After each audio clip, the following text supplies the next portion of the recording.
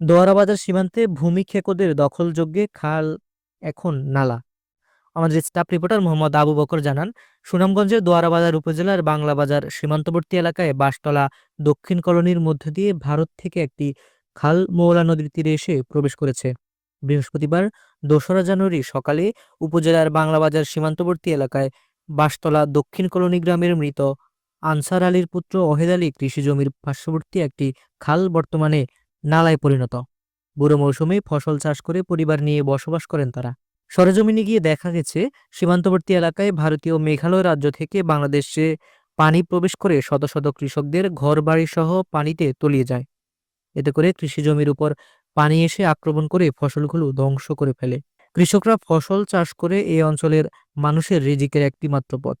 কিন্তু দীর্ঘদিন ধরে কিছু অসাধু কৃষক ও ভূমিক্ষেকরা অবৈধভাবে খালের দুই দিকে দখল করে খালটিকে নালাতে রূপান্তর করে ফেলেছে। ফলে স্থানীয় শত শত কৃষকদের ফসল থেকে বঞ্চিত রয়েছে। অভিযুক্ত কৃষক আব্দুল মান্নান বলেন, খাল দুই দিকে বড় করতে আমাদের কোনো আপত্তি নেই। জানতে চাইলে সহকারী কমিশনার সুশান্ত সিং বলেন, সীমান্তবর্তী এলাকার কৃষকদের পক্ষ থেকে খাল দখলের বিষয়ে কাহারও বিরুদ্ধে কোনো অভিযোগ পাইনি। আমরা আপনাদের মাধ্যমেই শুনেছি। দ্রুত সরেজমিনে গিয়ে প্রয়োজনীয় ব্যবস্থা